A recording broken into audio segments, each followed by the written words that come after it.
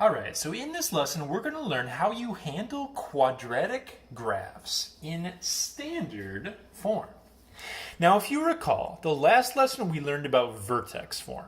And vertex form is this guy right here. It's called that because you can see the vertex. We love this form for graphing because you can just count out your left, right, up, and down stuff. So it uses translation rules that we already learned. Standard form is this guy when it's just all multiplied out without a parenthesis.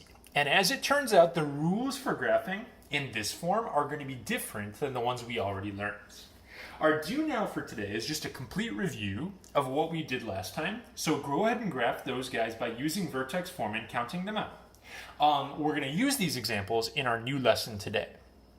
So pause this and try these three out to make sure you understand everything, but I'm going to talk through them kind of fast here. First graph is going to go left 5 and up 3. So left 5 up 3 would be like here, then up 1 over 1 in both directions. And if you graph that, you're going to get a parabola like so. Squared always makes a parabola.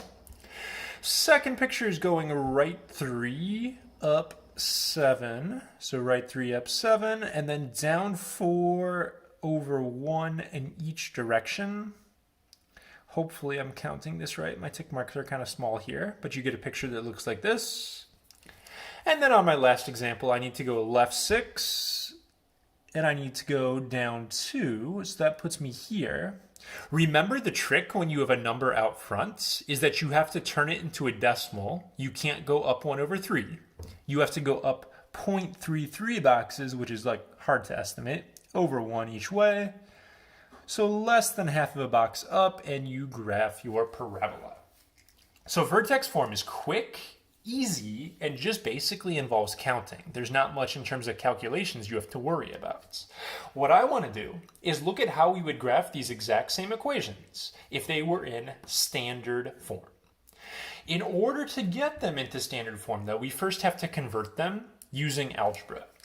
So my first equation said y equals x plus 5 squared with a plus 3. Standard form means everything is multiplied out. It's all written out. There's no more parenthesis here.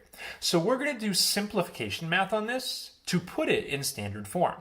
And the way that's going to work, when you see a parenthesis squared, remember you have to write it out and you have to FOIL it with itself. So you cannot just distribute that exponent. That would be breaking your promise from the last video. If I write this out and I do my distributing here, as you guys do more and more FOIL, you probably won't have to show your work, and you might even be able to just look at the problem and say what the answer is going to be. You can do FOIL in your head, feel free to, as you get better at it. But you should get x squared plus 10x plus 25 from the FOIL part. Don't forget about this guy out there, though. There's still that plus 3. So my equation is going to go y equals x squared plus 10x plus 28. All right, want to make a couple observations about this guy down here and my original equation up here. We just showed by doing just basic FOIL math, this equation and this equation are identical to each other. This equation and this equation are the same thing, just written in two different ways, but you couldn't necessarily tell that just by looking at them. Like, you can't look at this and be like, oh yeah, there's a 28 there, that's totally what this says. So one thing among many that's tricky for quadratics with kids is they look at these equations here, these two totally different looking equations actually make the same picture, okay? So you can't always tell just by like the eyeball test how they're the same. You sometimes have to just do your work. Also, we talked about pretty easily how to go in this direction from vertex form to standard form. Going in the other direction from standard form to vertex form is a little harder, and we won't learn how to do that until later in our chapter. But you can appreciate that these are the same thing. And now I want to make another really important point about this equation. We already know, based on this picture up here, this graph goes left 5, up 3. I will have kids who will take standard form equations and be like, oh, it's going up 10, up 28, or left 10, up 28, or something like that. Obviously, it can't do both of these things. It can't be left 5 up 3 and also like left 10 up 28. As soon as you see standard form, you can't do translations in standard form. So you cannot see left, right, up, down by looking at a standard form equation. There's no parenthesis there. So you have no inside, no outside. You also have x in two different places. When we do vertex form, there's only one x in the problem every single time. So this equation cannot be counted out. Okay? I'm going to show you guys how you actually are supposed to do it, but I'm going to move on and I want to show you the other two examples as well, or at least I'll pick one of them here. I'm going to skip ahead and just do this third one as well. Make it a little less work here. So I'm going to convert my third equation into standard form. If you have a number in the front of your equation, so what I'm going to do is I'm going to write that x plus 6 out twice already. I recommend that you go ahead and do your FOIL first, and after you get your answer from FOIL, then distribute the number out front. You could also distribute the number to one parenthesis, not both, and then FOIL. But I find that that's extra work, especially because you're going to have a fraction when you do that. So I'm going to take care of just my FOIL right here. And like I said earlier, as you do more of these, you'll be able to kind of do this FOIL in your head and not have to write it down. If you do the full FOIL on those and combine like terms, you're going to get x squared plus 12x plus 36. That's just from foiling these two. Then I'm going to take that 1/3 and I'm going to distribute that 1/3 to everything I got from FOIL. Okay? So that's going to make a 1/3 x squared. 1/3 times 12x is a plus 4x. And then 1/3 times 36 is a plus 12. Don't forget about that minus 2 right there.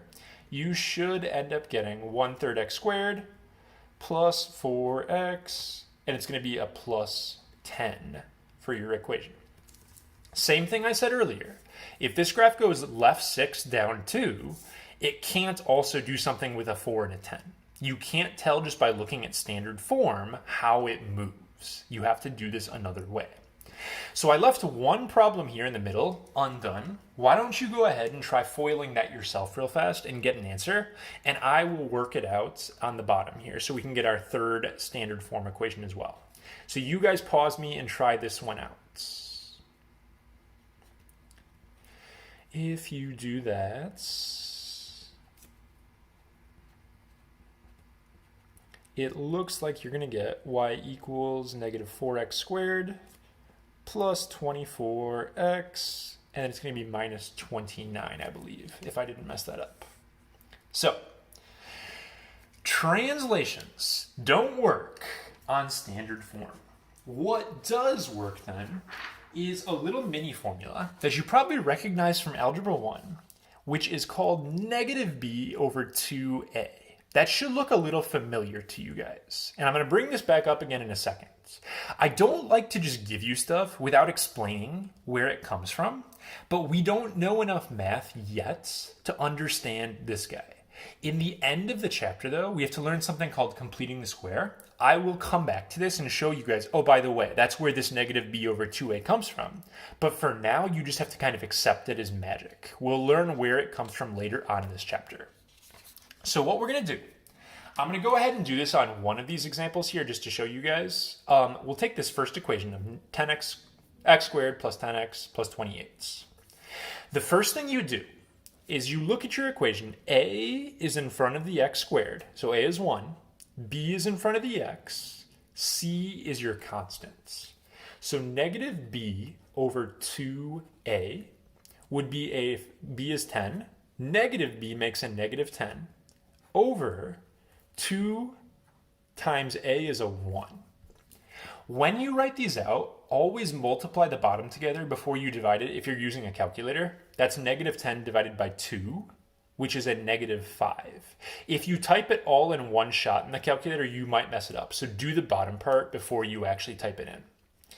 So you get a negative 5 for your x, And once you know x, you're just going to plug the x back in to the equation and get the y that goes with it. If you plug that -5 back in and you do the math, I'm not actually going to show you plugging this in. Well, I guess I can. It's not that big of a deal. Most of the time with these, you can certainly do this by hands, but it's easier, honestly, just to type it in the calculator in one shot. So we have -5 squared plus 10 times -5 plus 28. And if you type it all in, you should get a 3. That's your y. So your vertex is going to go -5, comma 3. So if I was going to graph this first guy, which actually I already have up here, the first thing I would do is I would go to my vertex of -5, comma 3. And I get a dot that lines up with this guy right here. Once you have that dots, notice that in all 3 of these examples, a is a variable we use in both equations. A is right here in the front. It's also right here. And a is the same number for both of these graphs. There's a 1 here. There's a 1 here. -4, -4, 1/3, 1/3.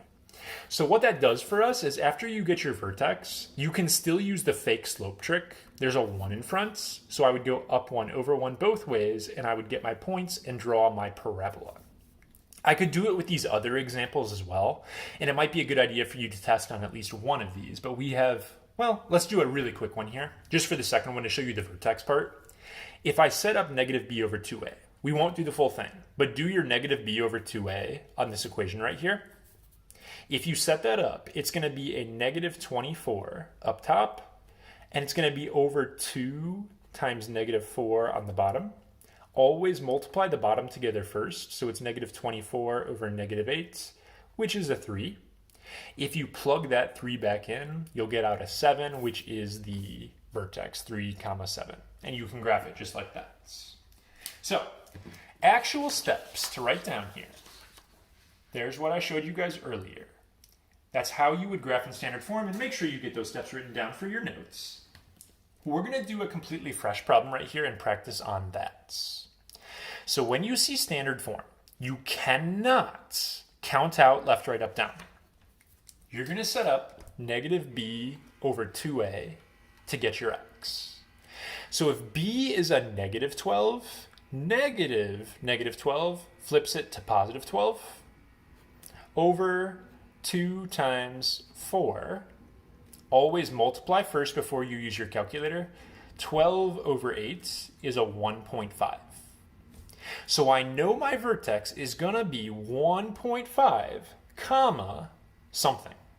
And to get that something, I'm just going to use my calculator. It's the easiest way to get it done. You could do PEMDAS by hand, but I think the calculator, especially with this being a decimal, is going to be easier. And if you do that, you plug it all in, you should get a -7, it looks like, for your y. So now that I have that established, I'm going to graph 1.5, and then it's -7. 1, 2, 3, 4, 5, 6, 7. So 1.5 comma -7 would be like there for my vertex. There's a 4 out front, so I'm going to go up 4, and when I go over 1, I'm still going to be in between tick marks, so I'd be like 2.5 on this side and 0.5 on this side, and then, wow, that was a bad parabola, but you graph your equation and life is good. So vertex form and standard form have different rules, but standard form isn't that bad, it's just a little more tedious than doing it in vertex form. One final problem for this video, and it's a word problem here. So we have a company and they're charging different prices. They're selling unicycles. So P is going to be the price of a unicycle that they actually charge, so how much they sell it for in the store. And R is their revenue, which is how much money they make altogether. And they ask us what price they should charge to maximize their revenue. When you think about a parabola, the maximum, if you have an upside down parabola, is the vertex right there. That's the maximum, the high point of the parabola. And if you have a regular opening up parabola, the minimum is also the vertex. If they ask you for the maximum of this guy, this one doesn't have a maximum, it just keeps on going up. This one doesn't have a minimum, it just keeps going down. But when it talks about a maximum or a minimum, that should be a huge signal to you that they want the vertex. So this problem is just basically saying, hey, find the vertex when you see the word maximum or highest point or something like that. So our first style of word problem here, if they give you a quadratic and they ask about the high point or low points, find the vertex. How do you find the vertex for this guy? Well, it's negative b over 2a. This is a standard form equation. So if I set up my negative b over 2a, I'm going to have negative 3600 over 2 times negative 20, which I'm going to go ahead and multiply together and make it a negative 40. And if you divide that, you're going to get 90. Negative b over 2a gets you x. X in this problem, they don't have x and y, but x is our variable on the not isolated side, the variable in the problem here. So our independent variable is actually p for this. So that means my p is going to be 90. And I have to plug that 90 back in and figure out what the r is going to be or the y is going to be that goes with it. So same deal, I'm just typing this in my calculator real fast. We have the following. So it's 157 thousandths. Didn't give myself a big enough parenthesis here. Okay, so that is going to be my vertex. Now we just have to answer the question. What price should they charge to maximize their revenue? The price is the P, which is X. So they should charge $90. What will their maximum revenue be? Well, that's just the Y on my vertex. The max revenue is going to be 157 thousandths. Final comment on this problem right here. Why does it make sense that their model would be quadratic? Why would this equation make sense for selling something? So if you picture how much money they're going to make in a problem, this is going to be their price that they charge. If they charge $2 for a unicycle, they're not going to make any money. So their revenue is going to be really low. When they raise the price of the unicycle, they're going to make more money. But if they start charging $1,000, $300, $400, $500, less people are going to buy it, so they're going to make less money again. So there's definitely a sweet spot somewhere in the middle where they make the most money possible, and it turns out that's at a price of $90, and they'll make 157 thousandths. So that's just one style of quadratic word problem that you can answer by knowing the vertex.